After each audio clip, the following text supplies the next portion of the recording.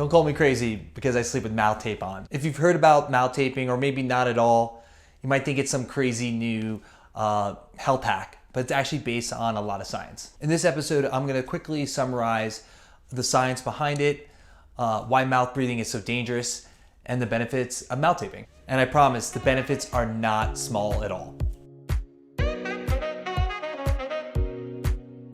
Hey guys, it's Vivek from Mind Home again. I'm excited to go into this episode. Mouth breathing has definitely been an issue with me and something I investigated quite a bit.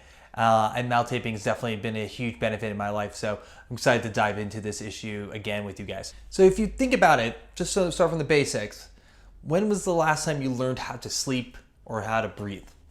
As far as I know, there isn't any real class for either of those things. So how can we be sure we're doing both of them correctly? And the related science about both of them is pretty new.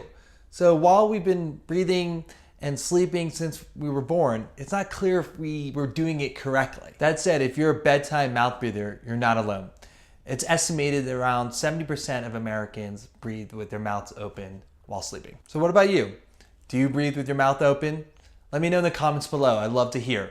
If you're not sure, or if you're definitely a nose breather, also leave a comment. While mouth breathing may not seem like a major issue, there's many negative consequences of mouth breathing. Issues range from gum disease issues, cavity issues, bad breath, but the problems aren't just limited to your mouth. Things like high blood pressure, related to anxiety, snoring, asthma, fatigue, weight issues, and at the extreme, potentially even Alzheimer's. And the issues aren't just limited to adults. Related research has shown issues with young children as well, and their ability to focus and their attention. As you can see, the issues are range quite a bit and can be very consequential.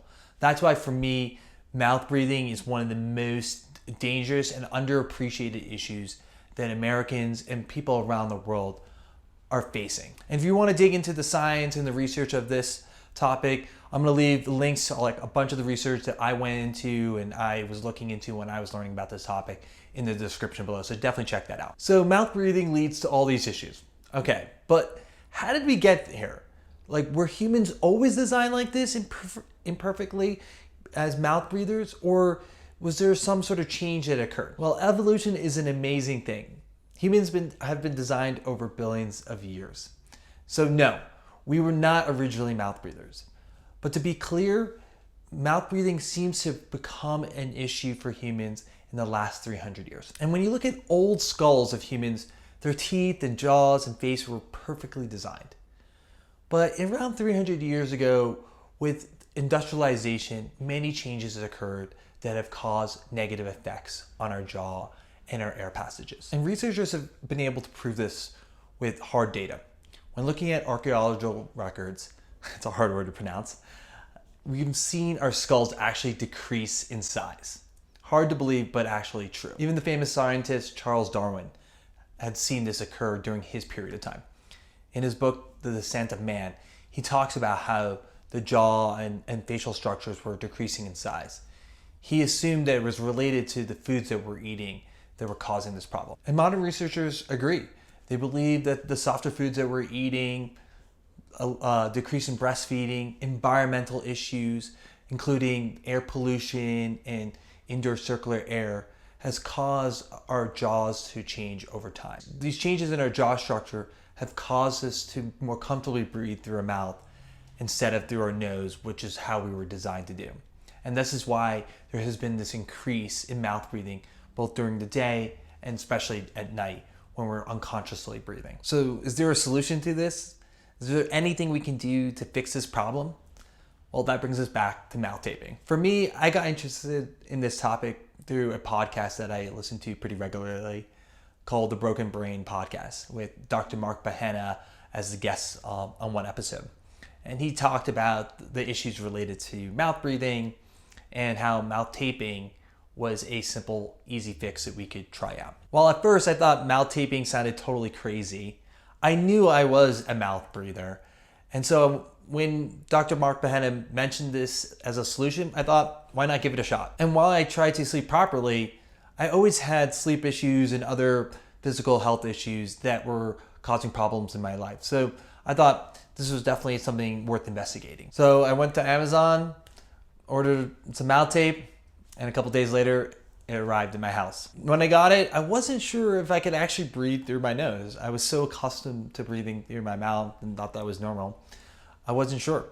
So I actually put some on while sitting up like this, and I could actually breathe totally fine. I even laid down and found it pretty comfortable. But, you know, when I actually put it on and went to bed, and my girlfriend was sleeping right next to me, she was like, "You're totally crazy."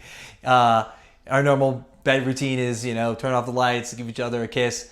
And I already had some mouth tape on, so that made it a little challenging at first. So while the benefits of mouth taping at first wasn't clear, I gave it a shot for a week or so, and I quickly could see the difference in how I was sleeping, how much more rested I felt. It was a night and day difference. No more bad breath issues, no more snoring, which also my girlfriend was super appreciative of. No more aches and pains. I often would wake up with so many different aches and pains in my knees, in my back. No more of that. I actually felt rested. I couldn't believe it. I almost thought that that's just how people sleep. They wake up and they have all these issues still, even after they sleep.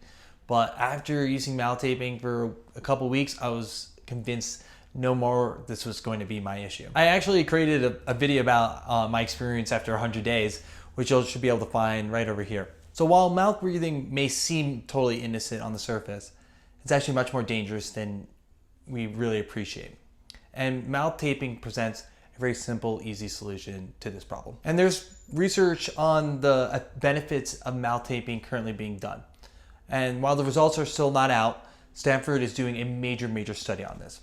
That said, many of the leading researchers on the topic, including Dr. Mark Bahena, James Nestor, the best-selling author of the book Breathe, and also James McCune, the best-selling author of the book Oxygen Advantage, are all supporters of mouth tape. While this simple piece of tape may not only be your band-aid for your sleep, it may also provide various benefits for your entire general health and mental well-being. So no one has the right to call you or I crazy if we decide to use mouth tape when going to sleep. If you like this video, let me know. If I missed something that you wanted me to talk about, also please let me know in the comments below. I'm always trying to improve. And if you did like the video, give us a thumbs up, subscribe to the channel. Thanks so much and have a great rest.